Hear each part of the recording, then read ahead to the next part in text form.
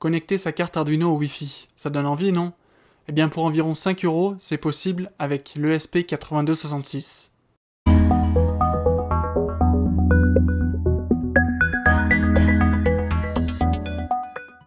L'ESP8266 est un microcontrôleur capable de se connecter à un réseau Wi-Fi.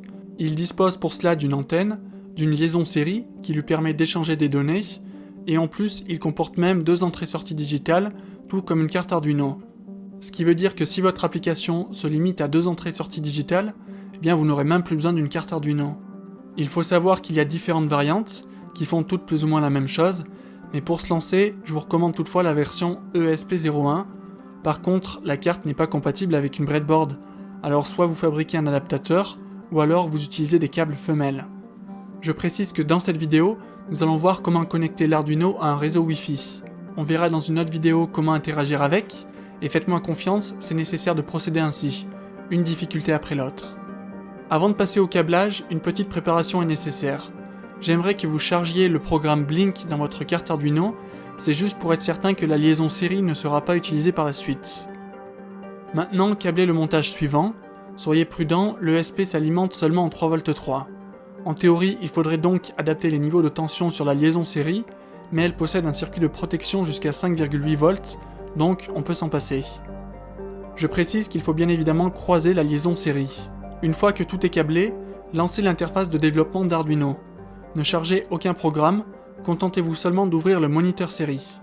Configurez la liaison série en both New Line et Carriage Return à 9600 baux, et enfin cliquez sur le bouton Reset de votre carte.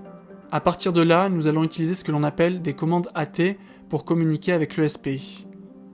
Commençons par effectuer un reset avec la commande AT plus RST. Ensuite, nous allons configurer l'ESP pour qu'il puisse agir en tant que serveur et en tant que client TCP. On pourrait également choisir l'un ou l'autre, mais en ayant les deux, on a forcément le choix par la suite. Une fois que c'est fait, il ne reste plus qu'à chercher un réseau Wi-Fi avec la commande AT plus CW LAP. On se connecte ensuite à notre réseau Wi-Fi avec la commande AT plus CW JAP, en précisant d'abord le nom du réseau et ensuite le mot de passe. Une fois que vous êtes connecté, il suffit juste de taper la commande suivante pour connaître les adresses IP de l'ESP. L'une est l'adresse IP en tant que serveur et l'autre en tant que client. Si jusqu'ici tout a parfaitement fonctionné, je vous propose de créer un programme sous Arduino qui va initialiser automatiquement le composant. Nous allons avoir besoin de modifier le câblage comme ceci parce que nous allons utiliser une deuxième liaison série. Le code consiste donc à créer et initialiser nos 2 liaisons série, puis l'initialisation de l'ESP8266 qui va consister à transmettre les commandes AT et ensuite, après une attente qu'on appelle également le timeout, on lit la réponse reçue. Observez le résultat.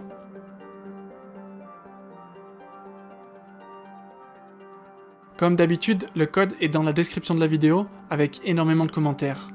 Maintenant, si vous maîtrisez déjà un peu l'HTML, je vous ai également mis dans la description des liens qui devraient vous permettre d'être autonome. Pour ceux qui n'y connaissent pas grand chose, ce n'est pas grave, je vous proposerai même mieux.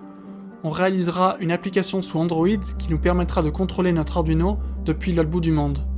Par contre, j'anticipe un peu, on rencontrera un problème technique lié aux performances de l'Arduino Uno, et c'est pour cette raison qu'il sera nécessaire d'utiliser un Arduino Mega. Si encore une fois vous avez rencontré des difficultés, n'hésitez pas à laisser un commentaire, ils servent aussi à ça.